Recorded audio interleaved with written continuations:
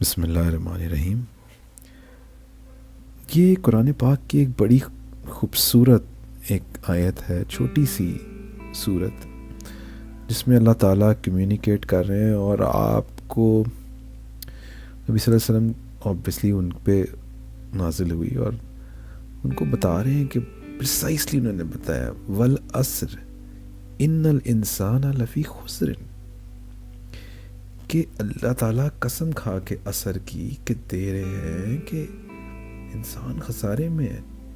اس کا کیا مطلب ہے؟ that you're already in debt? what do you mean؟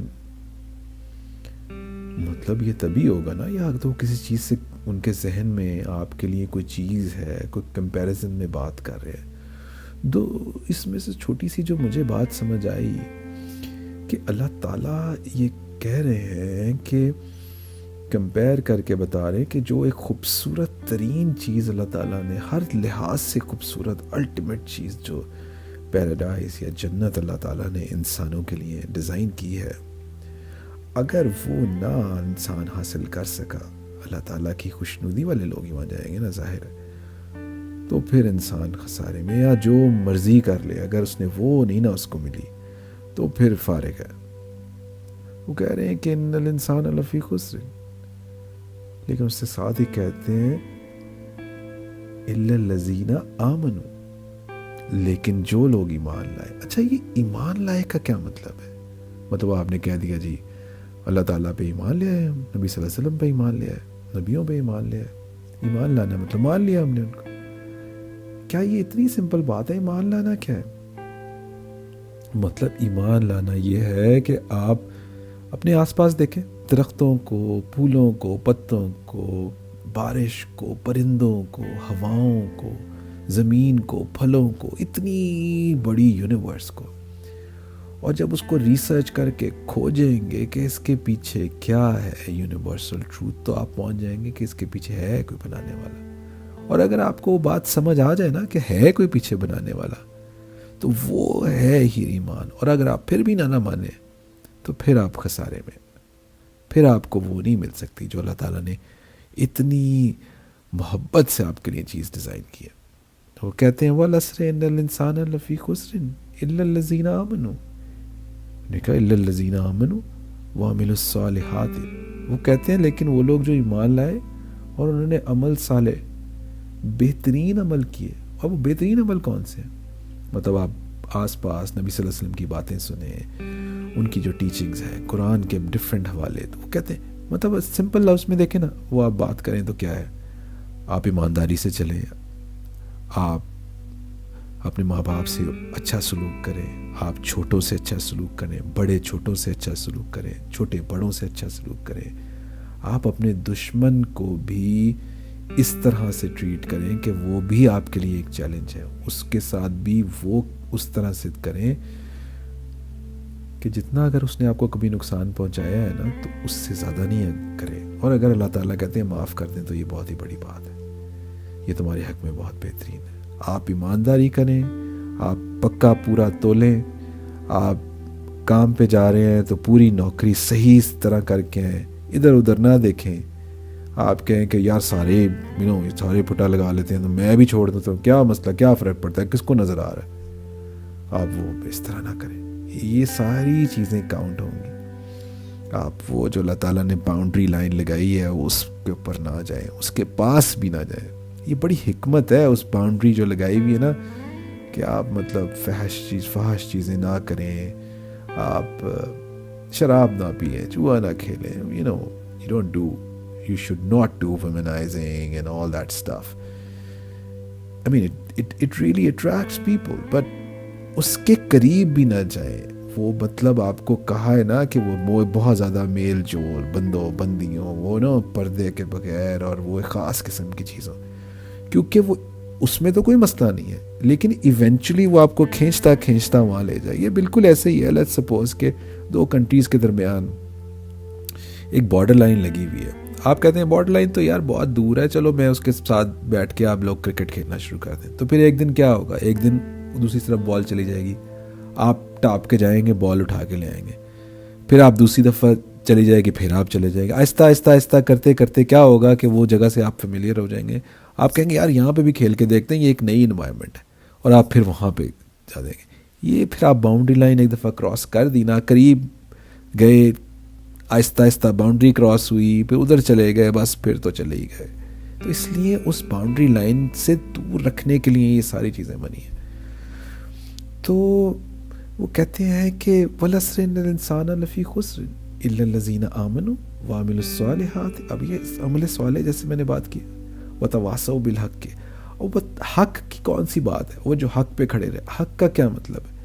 مطلب آپ کو لگا کہ یار یہ ایمانداری مجھے کرنی ہے، مجھے رشوت نہیں لینی، مجھے رشوت نہیں دینی، مجھے کسی کا حق نہیں مارنا، مجھے کسی سے بری بات نہیں کرنی، مجھے غیبت نہیں کرنی، نیگیٹو پلاننگ کسی کے لیے نہیں کرنی، اپنا وقت بالکل اسی طرح سے ایک ہاتھ میں آئس کیوب پکڑا ہو نا تو ڈپ ڈپ ڈپ اس کے میلٹ ہو رہا ہو، اس طرح آپ کا وقت ضائع ہو رہا ہے، تو اس سارے لمحوں کی آپ سے پوچھا جائے گا، تو اس وقت کو ضائع نہیں کرنا، اور پوچھا جائے گا کہاں لگایا پھر۔ تو یہ وہ ساری چیزیں چھوٹی چھوٹی چھوٹی چیزیں جمع ہو کے یہ ہے وَالْعَصْرِ إِنَّ الْإِنسَانَ لَفِي خُسْرٍ إِلَّا الَّذِينَ آمَنُوا وَعَمِلُوا الصَّالِحَاتِ وَتَوَاصَوْا بِالْحَقِّ۔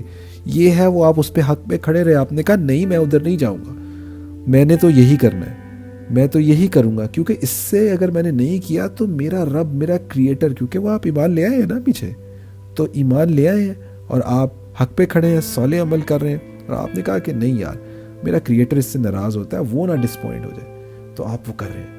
تو یہ اس حق بات پہ آپ کھڑے ہیں، آپ کو نظر آ گئی نا حق حقیقت کہ یار یہ نظر آ رہا ہے، یونیورس کو پھر کے بھی دیکھ لیا، آپ کو خدا محسوس بھی کر سکتے ہیں آپ، سب کچھ ہو گیا، اب تو کوئی طریقہ نہیں ہے، سب کچھ نظر آنا شروع ہو گیا، پتہ بھی چل گیا، پھر نہیں مانے تو پھر تو گیم فارغ ہے، یہ میں آپ کو بتا دوں۔ تو آپ کھڑے رہے اس حق پہ، آپ نے کہا نہیں، کیونکہ یہ ساری باقی چیزیں تو آپ کو ایلوژن میں لے جا رہی ہے نا، شیطان وہ ہر وقت دو راستے آپ کے سامنے آتے ہیں، ادھر جانا یا ادھر، دوسرا والا بہت گلٹری ہے، بہت زیادہ، آپ کہتے ہیں یار کوئی بات نہیں، اس دفعہ یوں کر لیتا ہوں چھوٹا سا، اگلی دفعہ میں آ جاؤں گا واپس، نہیں یار چلو اس زمانے کا نہیں بیٹا، اس باؤنڈری لائن کے آہستہ آہستہ آہستہ آپ قریب جاتے جائیں گے، اور پھر کراس کریں گے، میں نے کہا نا ایک دفعہ بال ادھر جائے گی، لے کے آئیں گے، بس پھر سلسلہ چل سو چل۔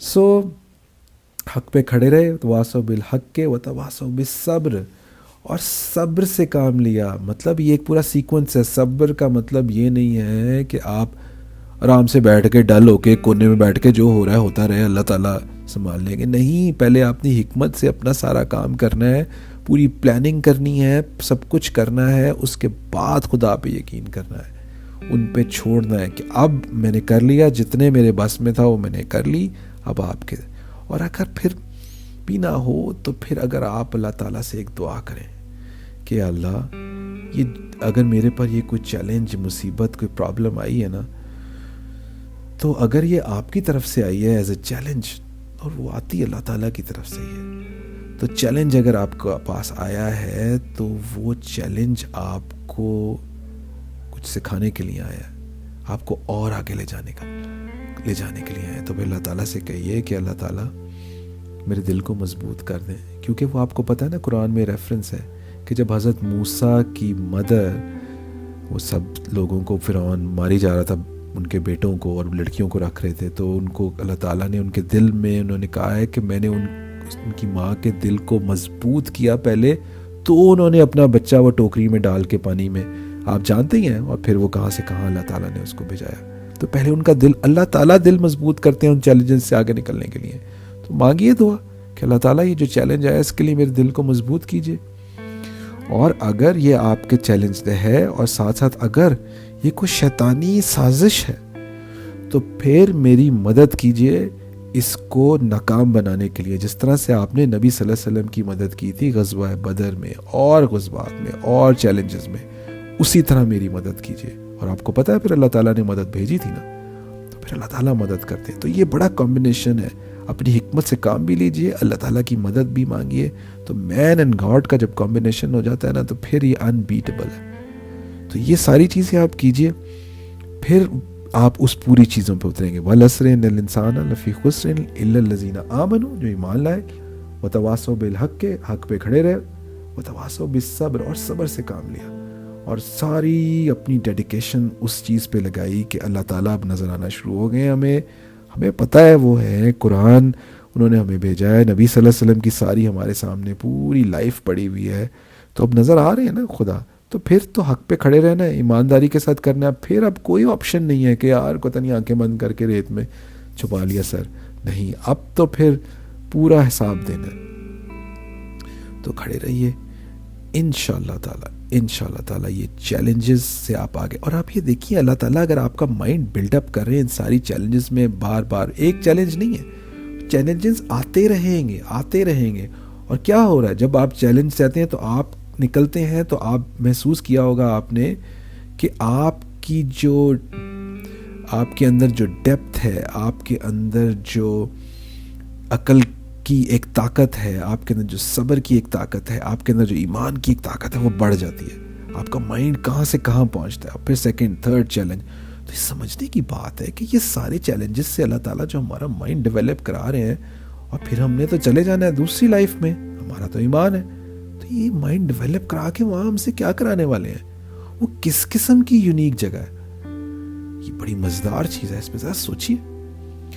تو اس ساری چیز کی ضرورت پڑے گی آپ کو. تو اس چیلنجز کو، ان ساری چیزوں کو، جیسے بار بار بات ہوئی ہے کہ پرابلمز نہیں ہیں، یہ چیلنجز ہیں، ان سے سیکھیے، اپنے آپ کو مضبوط بنائیے، اور پھر آپ اپنی نیشن کے لیے، اپنی فیملی کے لیے، اپنے ماں باپ دوستوں کے لیے ایک چمکتا ہوا ستارہ بن کے نکلیے.